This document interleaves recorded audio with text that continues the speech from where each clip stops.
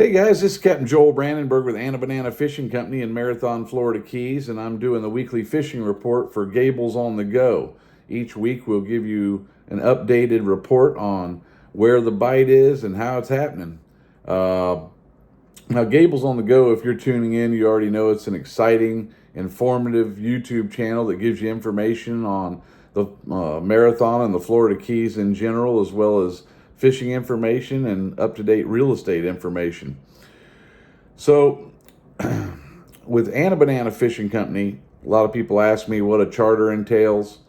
I just want to include this into our initial report here by saying that we have 4, 6, 8, 10-hour trips. On an inshore trip, I'd recommend 4, 6, or 8 hours. On an offshore trip, 6, 8, or 10 hours because there's more travel time.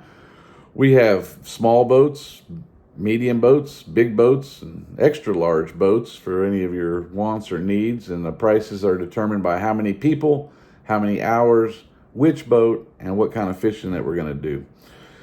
So I'm going to start out giving you the inshore report. As the water cools down and we enter into September, we expect the mutton snapper bite to go from 150 to 200 feet, where most of them will be under 150 feet deep now around the outside of the reef. Mutton, they're feeding on sand and use long leaders. Mangrove snapper, back in the backcountry, they've migrated from the reefs into the backcountry grass flats, 4 to 6 foot deep. We use an 1/8 to a 1/2 inch jig we like to use a chunk of ballyhoo as big or bigger than your thumb. Squid works okay as well. Also, small pinfish and pilchards work well, but expect to see some big mangrove snapper back there, sometimes into the 18 to 20 inch range. Yellowtail snapper bite is awesome on the reef right now. Less boat traffic, which means that there's less chum, so sometimes you're the only game in town. Chum a lot, they're reacting well to the chum. Black grouper, 40 to probably 80 foot deep. We're expecting to see some real good black grouper in the next week or two. Fish on the bottom, use an egg sinker big enough to hold the bottom, but not so big that it's too big. So we like pinfish, we like live ballyhoo. Yellow jacks, something to try inshore, not to be mistaken for a jack crevalle, which pound for pound is the hardest fighting fish in the ocean.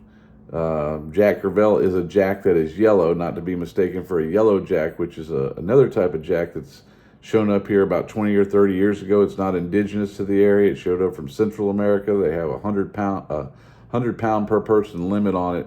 They fight like a jack crevalle, but they taste like a permit or a pompano. Great white meat. So try yellow jack. Offshore wise, tuna has been off the charts at the Marathon Humps, underwater mountain range, world-renowned black tuna fishing spot. We like to go early in the morning, late in the afternoon. Live bait's the best if you have live pilchards. If you don't, vertical jigging's good. We also like to troll on an overcast day. We like to troll with something sparkly. You'd think that you'd troll with something sparkly on a sunny day, but actually it's the opposite. On a sunny day, we like to troll for tuna with a black sand eel. Swordfish, we've caught some real nice swordfish lately. 1,700 foot of water, electric reel, deep dropping, 8 to 10 pound lead weight with a squid jig and everything lighted.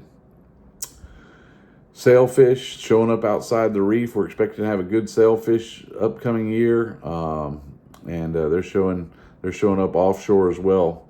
So mahi bite is a little bit marginal right now. The quantity of the mahi is slowing down, but the quality is showing up. We're seeing some big bulls being caught. We expect to catch some big bulls in the next week or two. Blue marlin, more blue marlin than we've ever seen. They're feeding on little mahi. So keep your eyes open for the blue marlin. And other than that, offshore, inshore, near shore, I'd say 100 to 400 foot of water with this new moon coming up. I like the high-speed troll for the wahoo with the new high-speed nomad lure at 11 knots. Of course, the best wahoo bite is the full moon, but the second best is the new moon, and we have that coming up. So try those wahoo.